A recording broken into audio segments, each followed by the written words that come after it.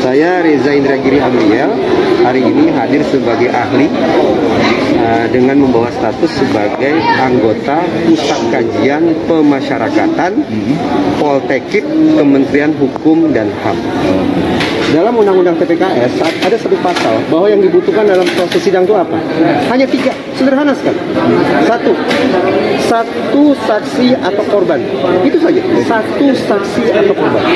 2, satu alat bukti lainnya. 3, keyakinan hakim. Sekarang pertama, tadi saya katakan keterangan saksi, berarti termasuk keterangan korban, itu validitasnya sangat-sangat meragukan. Itu ya, berarti udah tumbang satu. Keyakinan hakim tidak bisa kita pengaruhi. Berarti tinggal satu, apa? Satu alat bukti lain. Hadirkan ke persidangan. Ada tidak? Bahwa sudah terjadi dakwaan itu, terjadi kejahatan seksual itu. Apa alat buktinya? Ada tidak? Kalau tidak ada, maaf kata, hakim dengan berat hati, mungkin berat hati harus mengatakan ini tidak terbukti.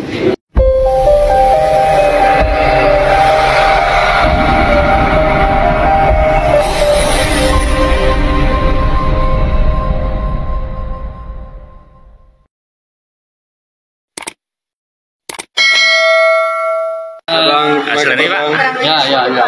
Oke, gimana? Baik, hari ini dari penasihat hukum mengajukan saksi ahli Profesor Dokter Reza Indragiri. Dia selaku psikologi forensik.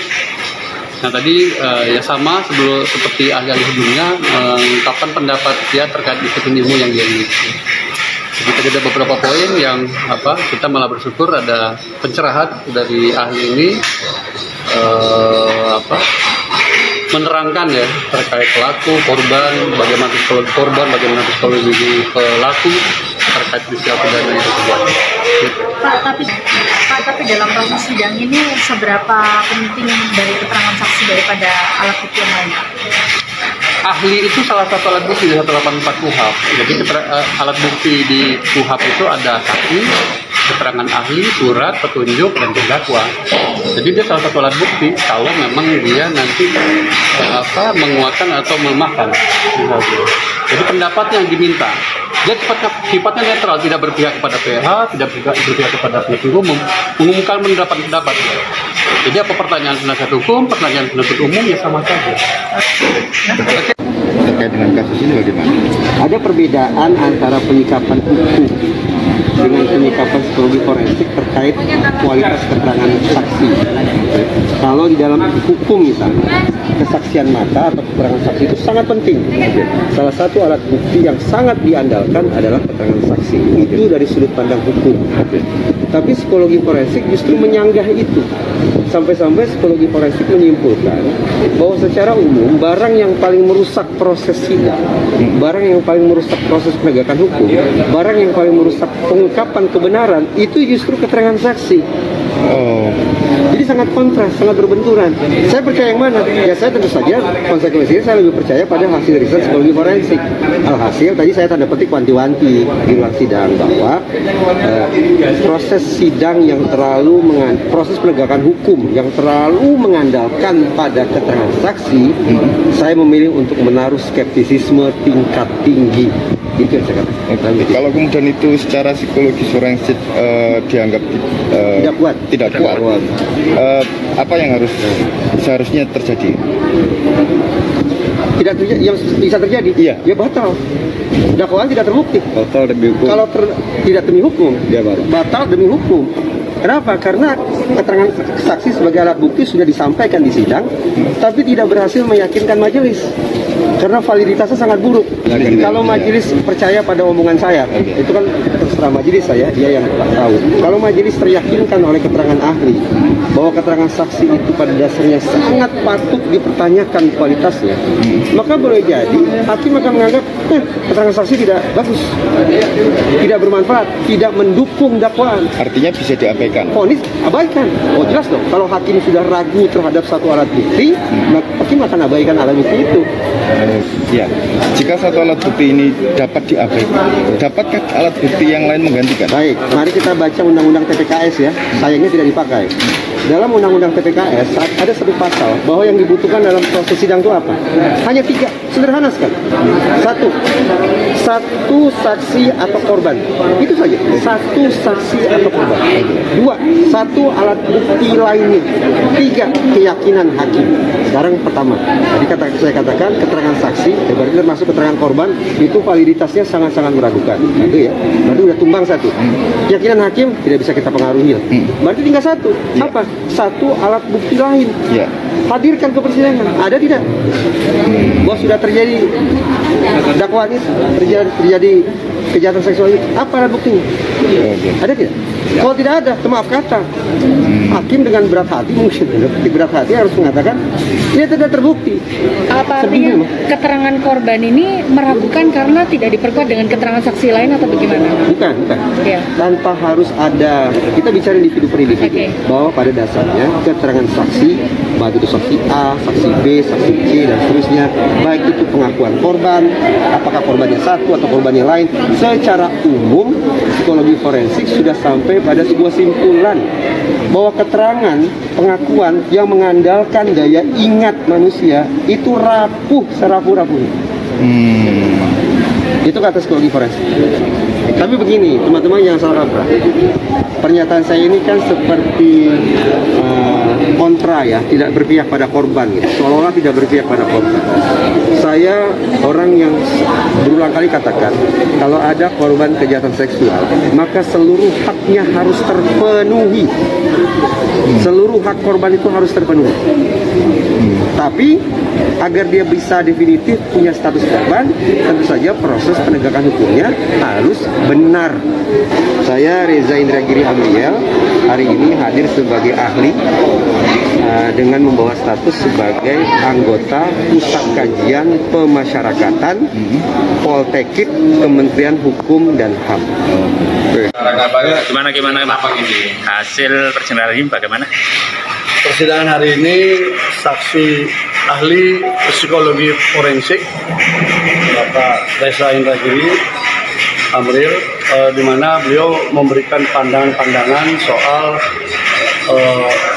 saksi korban di dalam kasus kekerasan seksual itu seperti apa sejatinya, dan bagaimana perilaku, bahwa ada juga sebuah perilaku di mana orang yang sebenarnya pelaku dalam konteks dia sebenarnya yang jahat, tapi bisa berubah posisi menjadi korban gitu loh. Itu secara psikologi forensik juga bisa ditelusuri.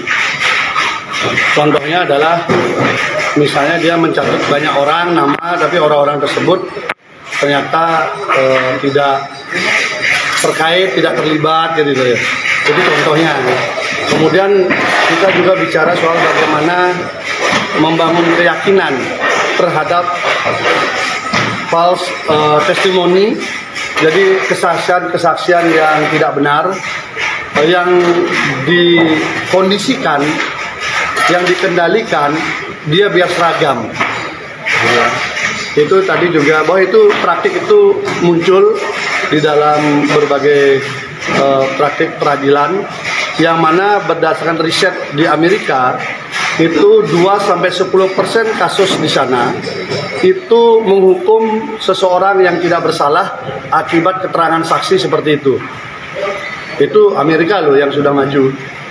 Berarti kalau di Indonesia cukup banyak juga peristiwa seperti itu. Artinya orkestrasi kesaksian yang dikondisikan itu bisa mengelabui keyakinan hakim dalam mengambil keputusan. Jadi kita diskusi soal itu. Jadi dalam berbagai perspektif. Karena di sini banyak juga tadi dibahas soal undang-undang TPKS, yang mana kalau kasusnya Mas Beki kan undang-undangnya KUHP kan. Jadi itu. Kemudian soal trauma dalam konteks kejahatan kesusilaan itu seperti apa, itu juga diungkap dengan sangat bagus, sehingga beliau mengatakan minimal ada 5 fase orang yang mengalami korban kejahatan seksual itu bisa normal, dan itu tidak mungkin bisa terjadi kurang daripada kurun 1 bulan dia bisa berinteraksi atau ingin berinteraksi dengan pelaku, gitu ya. Nah, itu yang menarik kalau kita korelasikan dengan kasus yang ada, di mana kita sudah menemukan dan diakui oleh saksi yang mengaku korban melakukan ngecek Mas Beki beberapa kali setelah peristiwa yang dia sebutkan di bulan Mei itu. Jadi di akhir Mei dan Juni Juli itu sangat intensif mengirim chatting yang isinya ada kata cintaku, sayang, dan macam-macam kepada terdakwa. Artinya kalau dikorelasikan dengan teori yang disampaikan oleh Pak Lesendra Giri tadi, memang tidak masuk akal orang yang mengaku trauma ketakutan akibat diperkosa bisa pulih dalam waktu hitungan hari saja, kemudian dia mencari pelaku itu. Bang, Itu satu, sabar dulu. Oke. Kemudian yang kedua disampaikan juga bahwa faktor ketika dia menginginkan sesuatu atau mengidolakan sesuatu itu tidak tercapai, itu akan bisa namanya fase dendam, sehingga akan melakukan hal yang sebaliknya, gitu ya. Tapi itu secara teoritis ya. Tapi kalau kami gandengkan dengan kasus ini, kita akan menemukan ada surat yang tulis tangan yang diakui juga oleh saksi yang mengaku korban itu, di mana kesimpulannya bersedia untuk dikawini oleh Mas Azal kan, itu ada di dalam surat dan dia mengakui sendiri itu. Artinya ketika itu dalam kurun waktu dari 2017 sampai 2019 tidak tercapai, masuk akal muncul dorongan seperti itu. Ini kan kita rangkaikan basis teori dengan peristiwanya ya. Ayo, sudah, silakan. Terkait masalah ada rekaman Mas Beki yang mengaku sebagai mursyid dan bisa menikahkan dirinya sendiri, dia yang diputar di dalam persidangan, dan itu diakui sama Mas Beki. Tanggapannya seperti apa? Jadi itu adalah sebuah proses pasca kejadian di mana orang-orang opsit yang kubu yang menginginkan pergantian oleh Mas Beki. Opsit. Jadi opsit khususnya yang dari Jawa Tengah yang dikoordinir oleh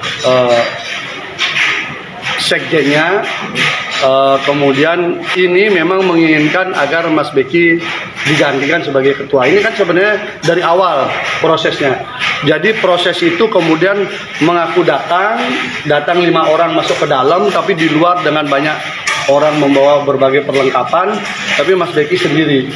Lalu Mas Beki menyampaikan di situ mencoba menetralisir posisi karena dia kan posisi desak, tapi tidak ada bicara soal korban, ya tidak ada soal penjelasan soal mursyid dan sebagainya, tapi dia tidak ada mengaku mursyid di sana.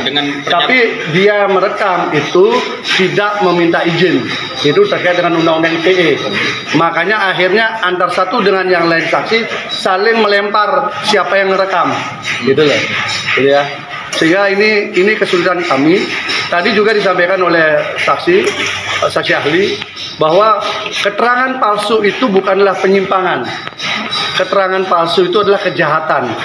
Gitu. Tetapi karena ini sudah yang mereka yasa pintar sekali, mereka semua dipakai baju LPSK sehingga dia tunduk di undang-undang LPSK.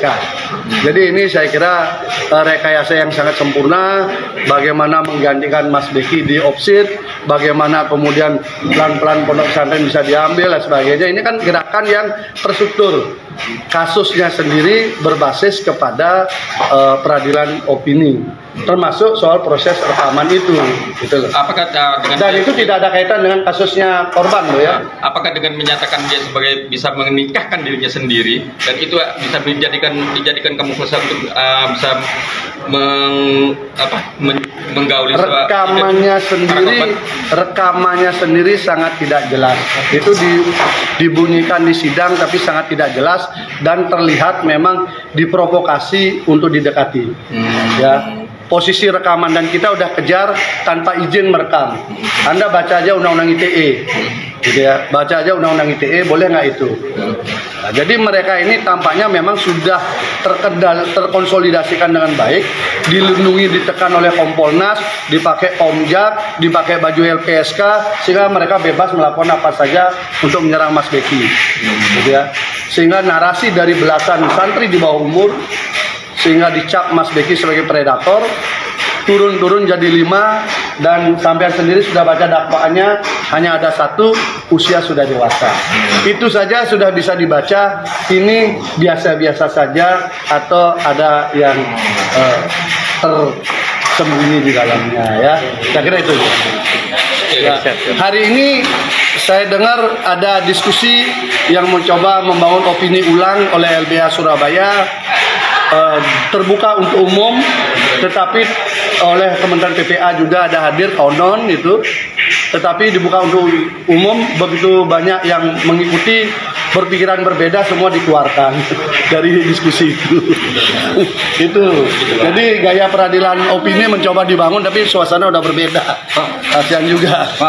Oke, terima kasih Bang. Ya.